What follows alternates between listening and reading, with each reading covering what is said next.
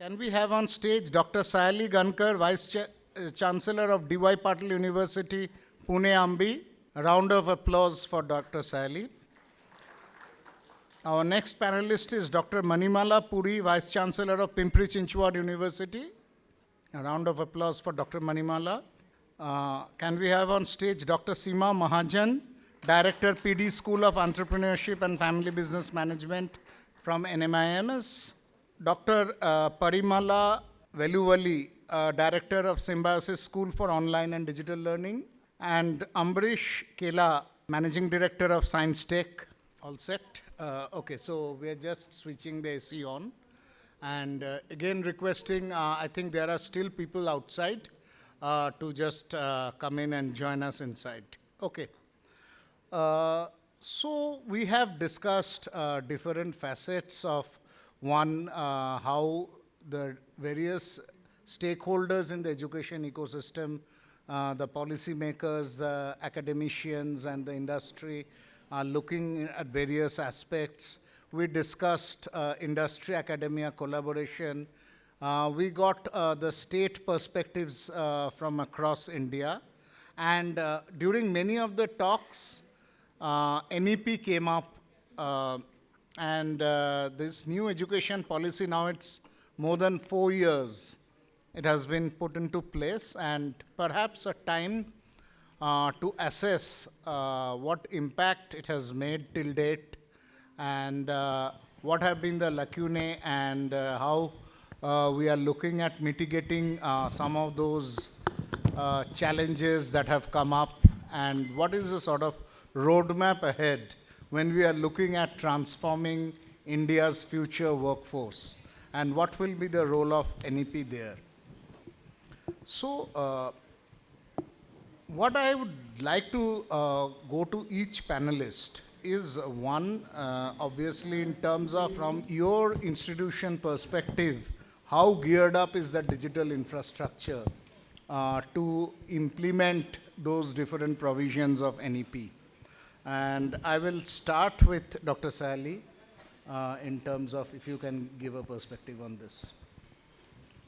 I think good afternoon to everyone. Of course, after lunch, it's really difficult to make people awake and really think about it. But I think that's the question which we are talking about from since 2020, where we started talking about how we can have digital transformation. And I think COVID helped us to come out of it, and it was, we can say that it was a blessing only in disguise, we can say that, right? And where we never thought that we will be easily transforming our campuses and moving into that era of digital transformation in terms of increasing the focus of course is on quality, outcome, and the pace, speed which we were expecting. And I think that 2 years really helped us to gear up. We never thought that I think we will be able to have that kind of experience to the faculty and students where they will have personalized learning processes, right? And that helped us very well. I still remember, I always say this, and the platforms which we started using is really amazing, and that helped us. Before 2020, I think we all were talking about how can we increase the value addition activities and curriculums in terms of changing program structure, increasing employability, focusing on outcome, focusing on accreditation. I think this was we all were talking about, and with the help of digital transformation, it helped us very well. And at the same time, NEP 2020 also came up, and the complete, we can say that the strategic approach to change the more into a framework really helped us to work on it. So how can we increase the credits? How can we add those credits in our formal education, especially in on the transcript? I think that is one of the area which we started talking about. And in NEP, I think everyone is aware about, we started talking about interdisciplinary, multidisciplinary, focus on research areas, focus on how students can learn from their own pace in terms of having lots of certification. So NPTEL, Swayam, Coursera, I think those really helped, along with, of course, TCS, IBM also came in picture. They also started giving the program. Initially, it was only with SAP and SAS we were doing those programs. But then during these 4 years, we have seen that the ground is being changed on digital platforms, and that helped us. And of course, as I've said, that the national education policy helped us to change the curriculum, change the program structure, change the credit format of the programs, I think. And that really helped us. Focus has become more clear. And in the meantime, rather than infrastructure, it became how these softwares can help all the students and faculty members in terms of accessibility and affordability. And I think that is started actually moving in a very positive way. So if you look at it, the kind of structure and then the transformation, and in that process, I think most of the companies and most of the campuses, we started talking about bring your own devices, right? So everyone came up with the high-end products, and then that helped also to really gear up. So it was only Pearson or EBSCO databases which were available before COVID. And then we started talking about having those everything available, and that helped us to move into a very nice direction. I think I'll come back again when the discussion moves forward. Thank you. Okay, so primarily rightly mentioned, COVID perhaps has been one of the major catalysts in this digital transformation of education. And while at that time it was a purely digital mode, now it is more a hybrid model that has become a norm across. And I'll come to Dr. Manimala next. Yes. With the same question, just an addendum is, how have you onboarded all the stakeholders, mean the faculties, the students obviously, even the admins and whoever all involved in that digital campuses? So how have you onboarded everyone? Yes, very interesting. Like Sayalee said, that COVID was a blessing in disguise as far as this technology or digital transformation in education is concerned.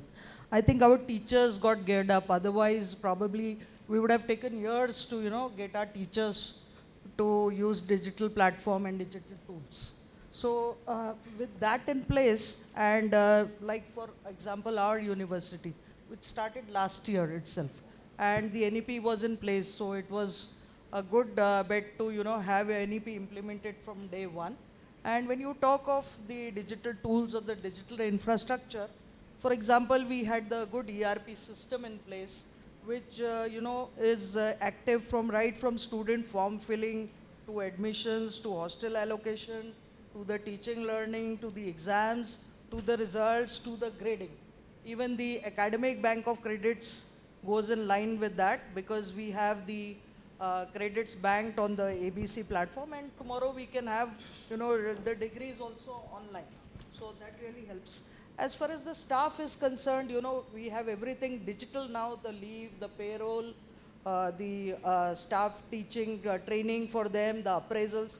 We upload everything on our ERP system. So everything is digitalized.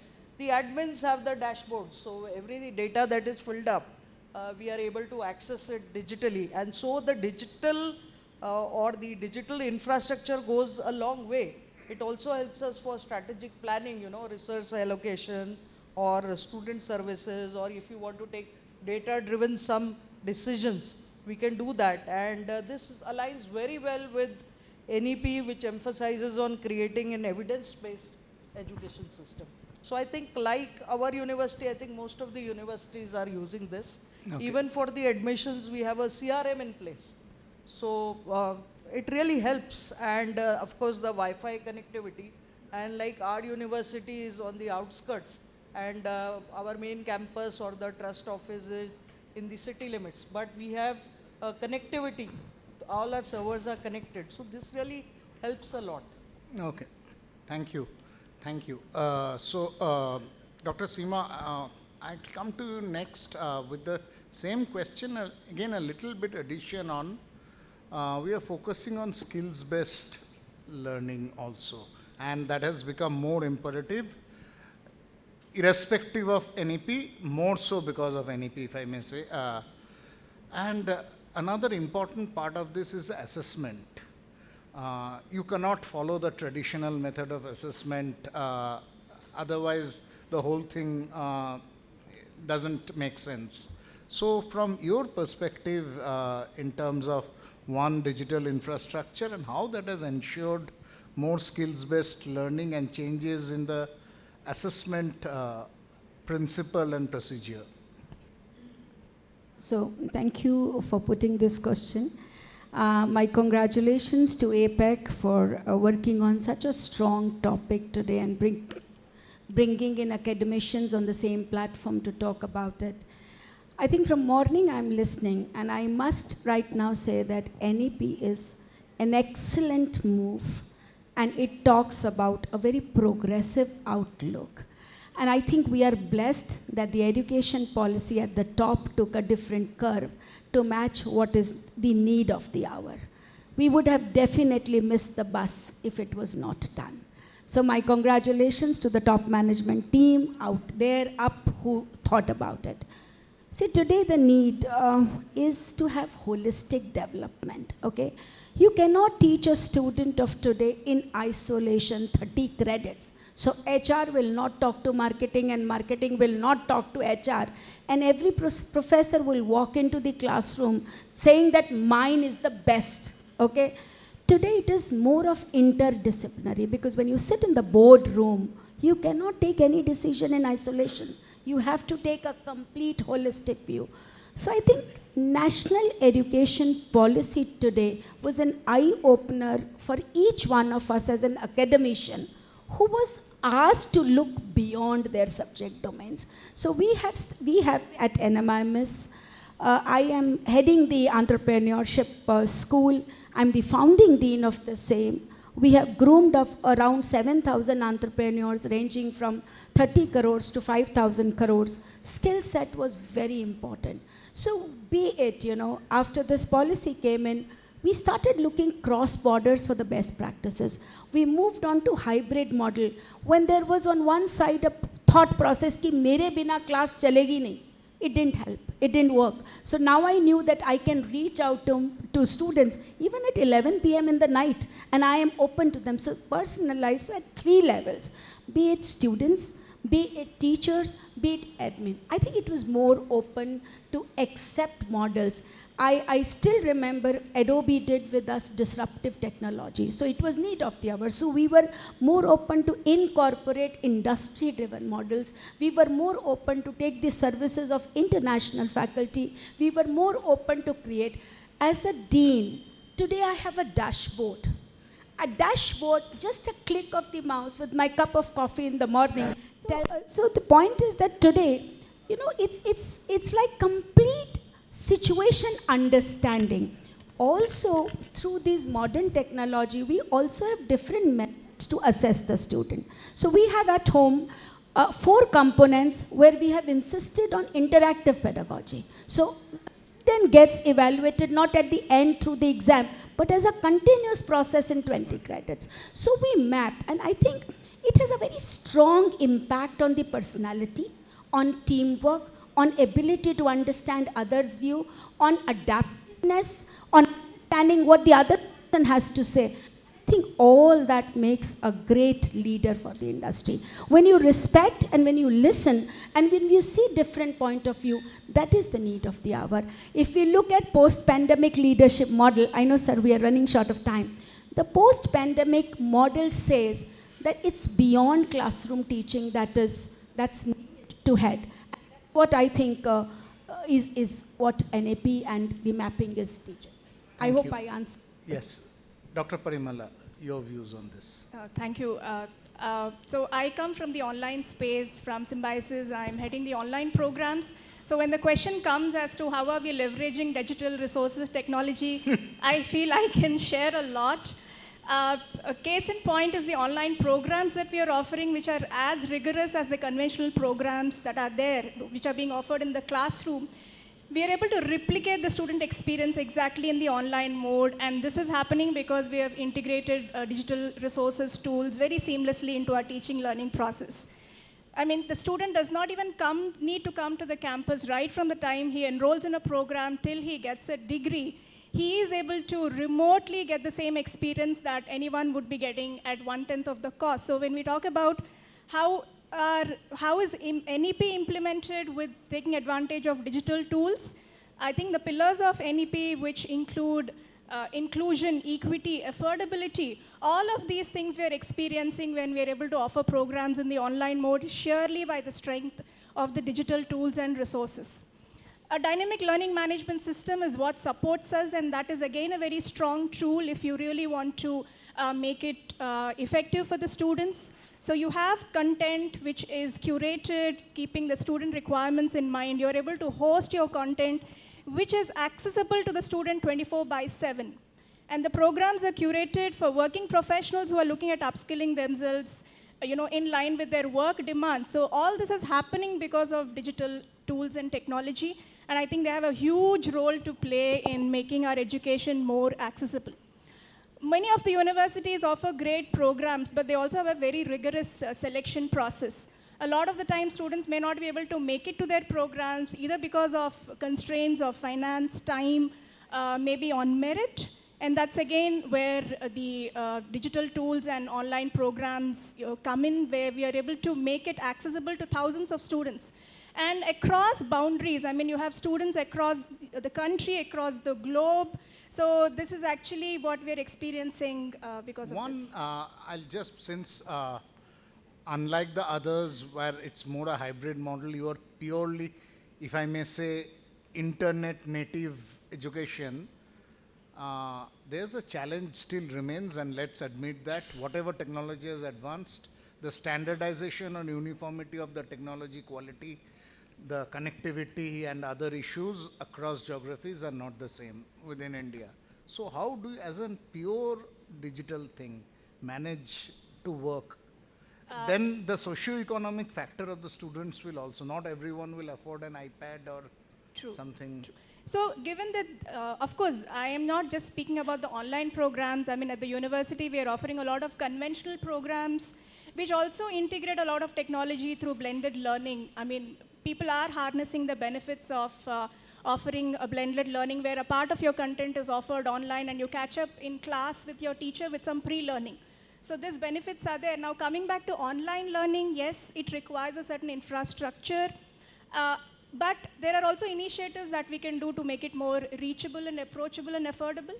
I would just like to say that a lot of international students are studying with us on free ships and scholarships, and we are funding their education so that they're able to get benefit to this thing. But the challenges remain, but we need to look at ways to provide them these benefits. Great. Ambrish, now you have heard from all the educationists, if I may say. Now again, that question which I know have been bothering us for years, and even today we discussed, how do industry and the education system converge? And while we are talking about this digital infrastructure and the digital transformation of education, how can industry play a role in accelerating that shift? Good afternoon. India today is an IT skill giant. You all know it. And thanks to the aptechs and the NITs and the HCL who started, training people on software decades ago, there was not much government intervention then. But yet India on its own, became a global giant.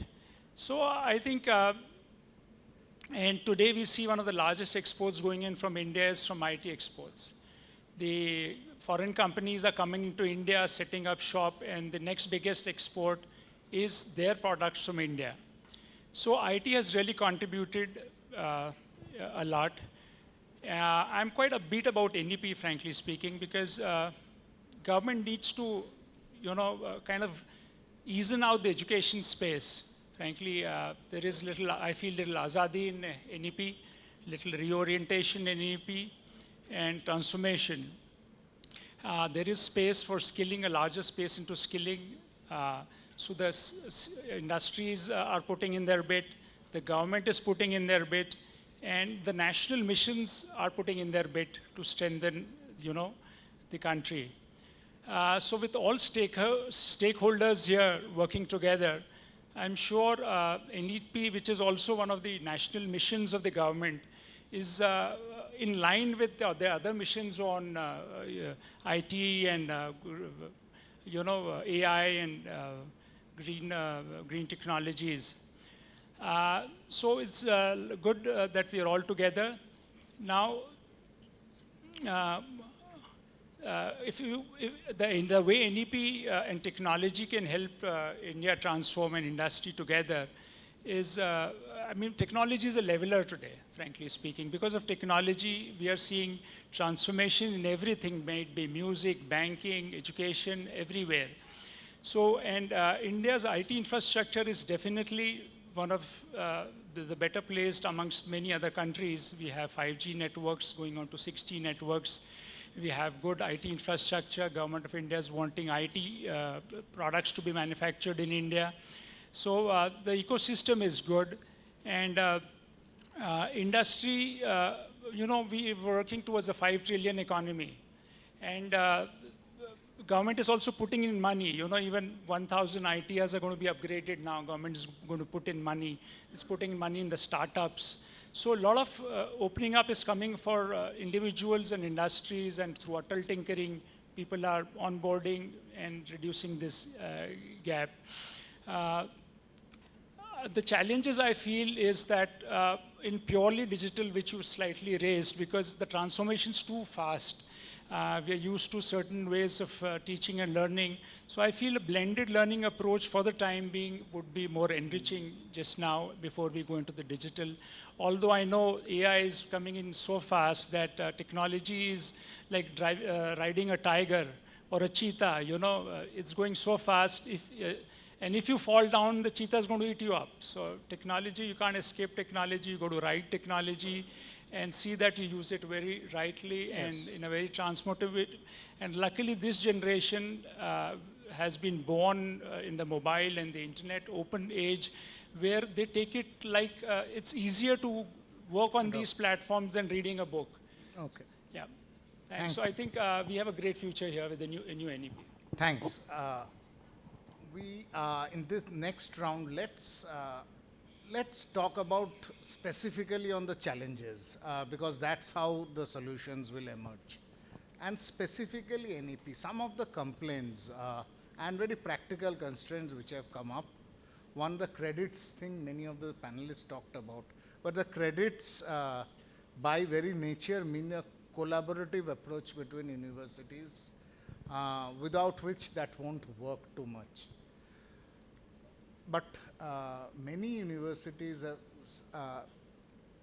there is an apprehension that this collaboration, how practical or feasible it is. Then how practical it is for a student, because hypothetically that is someone might specialize in, let's say, chemistry and music, but that sounds very good theoretically, but how practically that is feasible. The credits thing follows from there. That is one challenge. Then another common complaint has been that some of the best practices or provisions in NEP are taken from global best practices, which are in certain economies and geographies, whether from socio-economic to everything, the factors are completely different. So I would like each panelist to throw light very briefly on what are the key challenges that you are facing and where you feel that certain revisions on the NEP provisions need to be done. Starting with you, Sayalee. I think when we are talking about the challenges, it has always been said that change is not that easy. And he said it very nicely that if you don't accept the change, you will be thrown out of the competition or the race which you are into. So first thing is that accept the change. Look at it, and the scope is very much over there in that model, where as per your campuses, as per your appetite, you can make those changes. It's not like that you adopt all the policies and the kind of suggestions which are given. Those suggestions are good. Look at the kind of expectations which are there from national education policy, especially when we talk about interdisciplinary and multidisciplinary. The institutions which are standalone, they have the different problems, how they are going to have the collaborations. But the universities where the large number of institutions are there and the ecosystem is already in place, it becomes very easy for student to access that.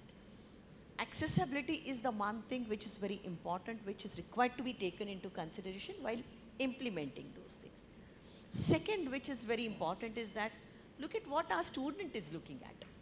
Every campus has a different strata of student, what you are talking about, right? That economic background, social background, students are coming from different backgrounds. So how are you going to look at them? What kind of tailor-made programs you can really make for them? Second, is it affordable for everyone to go and get the certifications and the kind of products which are available? So we have to think about it. All products are good. There is no doubt about it, right? But then I think as a teacher, as a university, we need to understand what my student is looking for.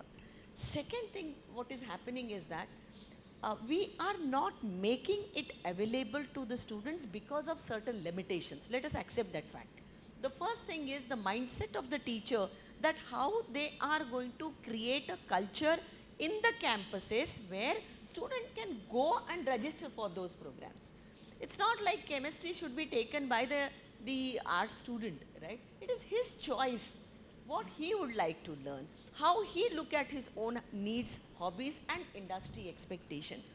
What we are trying to do is that we would like to make the quilt which is comfortable for everyone. No, it's not the case, right? We have to really look into it, understand what our faculty strength is. Not all the faculties are. Sir was talking about AI and VR labs. What kind of challenges we are facing currently? I'm sure everyone in this hall will accept.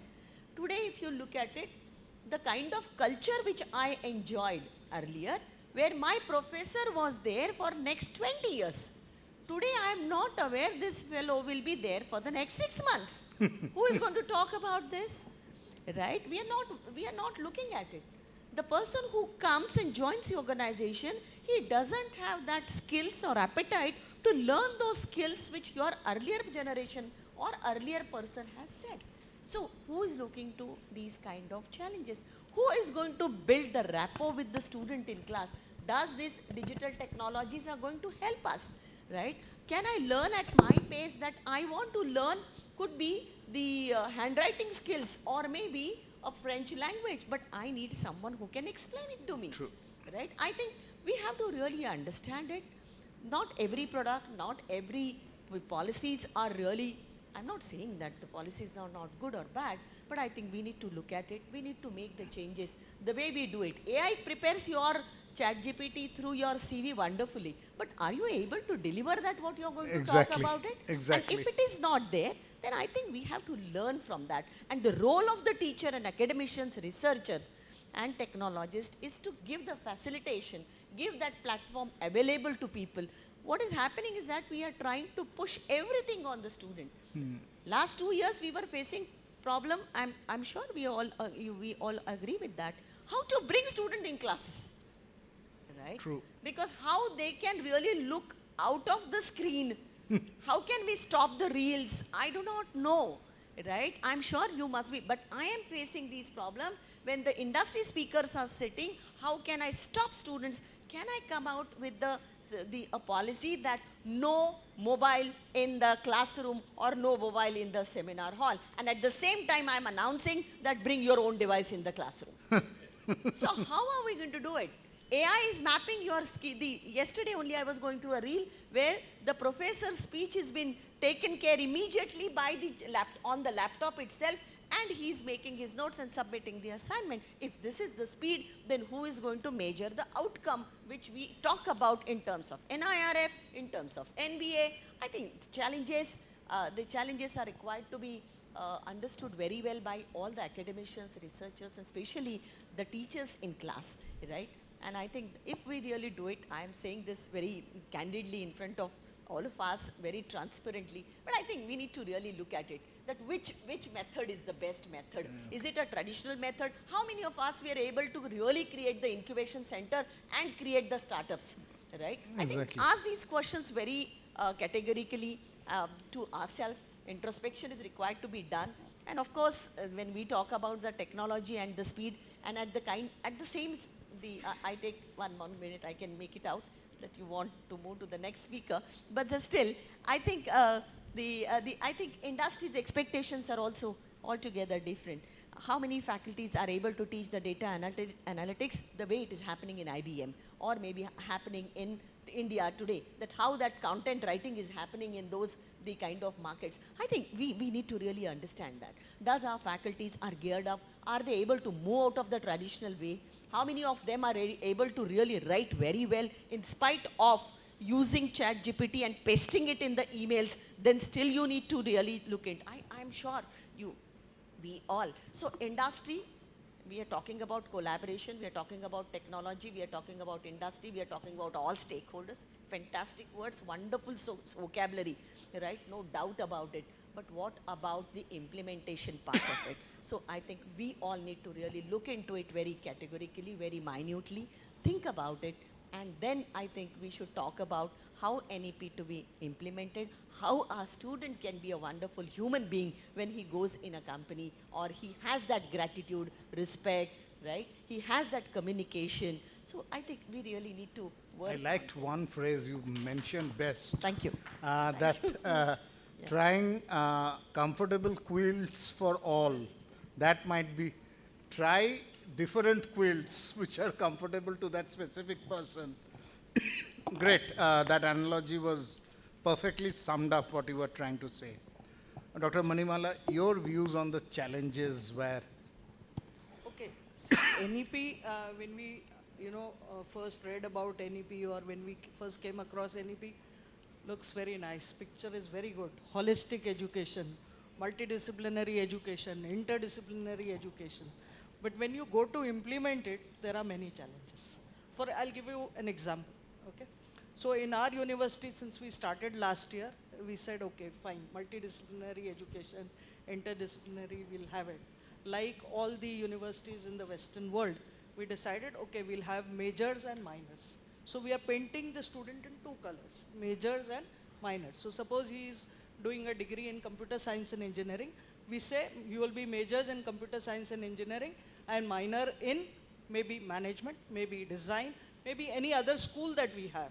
Maybe we have nutrition and dietetics. So minor in that. So when you talk to a parent and a student, when they come to meet you and they ask you, what is the difference between my son doing a BTech in one of the engineering colleges versus a university? So then I tell him about the multidisciplinary education and the major and the minor. Oh, his eyes lighten up. The boy is also very excited, oh, fine, good. But now the challenge is how to implement this. So for example, what challenge we faced, we have different schools. So major in engineering, computer science and engineering, and minor, we decided that we will have buckets from every other school. So every school says, management, I will offer 5 subjects in a row, in a chain as a bucket to any other school that might want it. Design school will come up with 5 subjects to be given in different semesters to a student of any other school. So we came up with 5-6 buckets from every other school, and this will happen. So major from computer science and engineering, he is free to choose a minor from management, from design, or from School of Sciences. So those buckets are ready. But now if we say a student wants a major in computer science and a minor in music, we cannot offer it. Not possible. It's not possible at all. So this is the biggest challenge. We have implemented NEP, not in the true sense when you talk of multidisciplinary, but yes, to some extent. At least we've started. So that is the way. Because of the challenge, we are not able to do it. We would need so many teachers and the timetable being managed when the student is able to attend music after his classes. All that is difficult, but yes, it will come true in a few years. When we struggle with this and when we are successful, it will come up. The second challenge is the multi-entry, multi-exit policy. Very good to sound, very good. Multi-entry, multi-exit. Multi-entry is okay, multi-exit. Okay, if he finishes 1 year, he leaves, he has a certificate, he has to do an internship as per NEP. When he leaves after 2 years, he has a diploma, and when he leaves after 3 years, a degree, after 4 years, a degree with honors. Good. But then that internship is mandatory if he leaves after 1 year. You have to get him that internship, then only he'll be granted that certificate or the diploma if he leaves midway. Fine, this is good, multi-exit. Now multi-entry. Multi-entry is most difficult. There's a big challenge there. When you talk of multi-entry, a student may come from her university who has done, let's say, first year BBA. He wants to take admission in my university in second year BBA, right? So I will have to map the credits which they have taught. I'll have to have an equivalence committee. If 70% of the credits are matching, fine, we can go ahead. But what about the rest remaining 30? We'll have to maybe, if 70% credits are not matching, 60 are matching, maybe some bridge course. So implementation has a challenge. It's very difficult. And the third most important thing about NEP, which is really very difficult and it has a big challenge there, is something called RPL, recognition of prior learning. So this is a very good thing, it has come up, that recognition of prior learning. So suppose someone has come from an informal sector of education and he's now coming to formal education. So our National Credit Framework wants that if somebody has got the skill, let's talk of a lady who's done a beauty parlor course. So she knows a couple of things. She has the skills. But now if she comes and does a beauty and wellness course, her skills should be recognized, that she knows already these things, maybe a makeup, maybe a hairdo, and now she should skip these credits and go ahead. But that RPL, who's going to do it? There has to be a proper committee, there have to be proper credits assigned, and then only it can be considered. So NEP has many challenges, and we are still facing them, but I think if you have the determination to do it, I think we all should be able to do that and provide holistic education to our students as envisaged by NEP. I must thank you for highlighting those challenges, Thank the you. three, very succinctly and very rightly. But the most important part you said before the three challenges you mentioned, that just thinking about challenges and not starting is perhaps a bigger crime than failing on the way and improvising while going. Yes, Dr. Seema, your views. So, well, I think both of them have highlighted beautifully, and I will agree with Dr. Sayalee, because the institutions are known by the faculty, okay? So, wherever you see in the world, so institutions were built because of faculty. This year's biggest challenge is when you have faculty coming in. I mean, I really don't know, as she rightly said, whether it's worth training, because maybe faculty comes after 24 hours and decides. We are going through a shift. Many universities are coming. See, it's an ecosystem which is getting set. So while I say that, yes, it's a progress, it's difficult to implement, I also feel that it's need of the hour, it should have. I also feel that new education policy has brought industry, education, school, all the stakeholders together. While we are supposed to groom them globally, we also have to keep them socially sensitive. So challenges are very many. But keeping in mind, I also want to highlight a point here. In the morning session, we were talking about skill set. So the way I have looked at skill sets which our country needs is not to be sending students abroad, but preparing them to make Atmanirbhar Bharat. So when the foreign country people, when the companies are coming in, they don't come here for cheap labor. They come here for skilled labor. So I will not prepare my student to leave the country, but I will prepare my student so that he gives quality output in my country. So that's how it is. But I think, as it says, that you have to take slow and steady moves. Like we started sensitizing our faculty, we started sensitizing our students, we started taking input on what is AI. We have so we at NMIMS have a very good practice that we started once in a month, that is once in a month we have faculty lounge. We have multiple schools. So roughly around 800 of us, we log in, it's in hybrid mode. And each school discusses their best practice. And if something good has happened in their sector, they share it with the rest of them. So it's a regular process since last 4 years. We also have faculty conference every Thursday. It's hybrid. I don't have to physically go. I sit around 600 plus of us, we log in for it.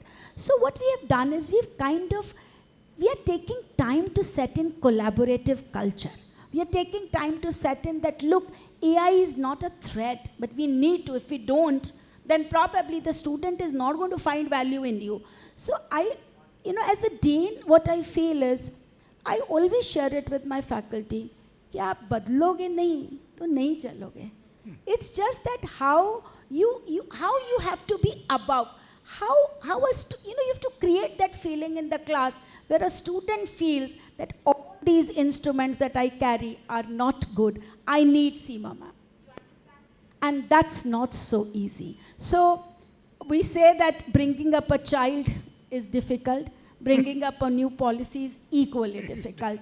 We have lot many challenges, but I'm very happy and a very proud citizen that at least we are looking up to it. Exactly. We have desired to think differently. We're looking up to global, and we want to set good systems in the country. We are trying to look at more open, adaptive, acceptable culture. And I think for me, that's good enough. We will take small steps. We will measure our steps, and I'm very sure together the day is not far that we will not achieve it. Great. Thank you for that. Yes, Dr. Parimala. So I fully agree with the thoughts expressed. First is acceptance that NEP is here to stay. And the earlier we implement it, the better, to see the transformation that it's expected to get. There are a couple of challenges, but for universities who are already implementing some of the aspects that have been identified in NEP, let's say the flexibility to design your curriculum. So the student at the center of everything that we do. So if we have to really implement NEP, all the stakeholders need to be educated about it. NEP implementation does not remain with few of the people at the leadership who want to implement things. It has to actually percolate to each and every person in the university, including the faculty, the students. Everyone needs to be oriented about it, about the implementation of it. So I think recruiting the right kind of faculty who will appreciate what multidisciplinary teaching is, how can we do multidisciplinary research, recruiting the kind of faculty, capacity building of these faculty, ensuring that they understand fully the key aspects. Also educating students about what does the NEP offer, the kind of autonomy, flexibility that they're enjoying. They'll be able to fully make use of it when they're fully educated about the beauty of that autonomy. So we follow a cafeteria curriculum where the student is allowed to design his own curriculum based on the choice of courses he or she chooses. So the student is taking ownership of their education. So that's the main driving force for an implementation. There are also challenges in terms of trying to increase our competencies globally, because NEP also expects us to be globally competent. So which means that we need to really look into our own curriculums and understand, is our curriculum really meeting not just the national but also the international standards? Are we able to attract foreign students? Are we able to give them the same learning experience if we expect them to come? Are we going to give them that kind of an education? Also increase our capacities of faculties to get that kind of research collaborations. Enhance our rankings, because rankings are extremely important, and rankings are again an indicator of the quality of the processes that we are following. So NEP has highlighted these things, and incorporating these I see that as a challenge, but it can be overcome in due course of time. That international collaboration thing was a very, again, valid point that you mentioned. Yes, Ambrish. All my colleagues, academicians have brought out very, very critical points related to the challenges, but I'll speak from the industry point of view. I know mindset change is the biggest change I'm sure you must be facing, because you've never worked in a particular system, and the system suddenly changed quite a bit. So forming new systems and getting used to it, retraining the trainer, It's going to take time. The child definitely is come with a fresh mind, so he's more adaptive. He does not know about yesterday. He thinks about the future. So for him, NEP is not much as a change as for the academicians. For the industry, I'll tell you, it's a big opener in the sense, technology, the industry is facing a lot of challenges, Now, we've seen that everything has to be made in India, from drones to defense to everything, and we need to move very fast. The academics has to work with us together, like in the US, to really deliver the way, the world is moving to. Semiconductors at our doorsteps, and we've seen 4 companies sign up, but there's no manpower ready. Only a handful of academic institutions are offering courses in this. And not only this, yesterday I heard about the national mission on quantum technologies. Now the government has come out with another thing. We have not even completed enough work on semiconductors and green hydrogen when quantum computing is coming in the mainframe. So this is another massive change industry can't do together. It needs the help of academicians, and we need to sit together. There's little we can do on the educational framework, but definitely on the skilling side, we'll be very happy to see that some of the objectives of the NEP related to skilling, we also support you. And then you can help us with these newer technologies, their adoption, and the industry can take the spin-offs from you there. Okay. Thank you. Thank you. Thanks. So we will conclude with 30 seconds to each panelist again, and 30 seconds, one change in NEP. Each one of you, just one change which you would like to prioritize, starting with Sayalee again. Let's do it with a positive thing, right? Learn from, and we can say that we have to gear up. We cannot say that the challenges are there so that we will convert those challenges into opportunities, see that how we can build it. There is no option for us.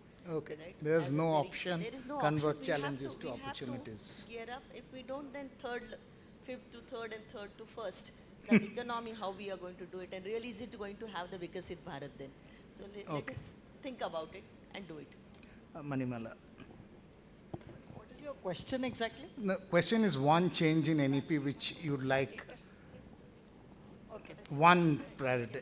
See, there is a focus on ability enhancement courses and Indian knowledge system in the NEP. I wish that, we could have more of it.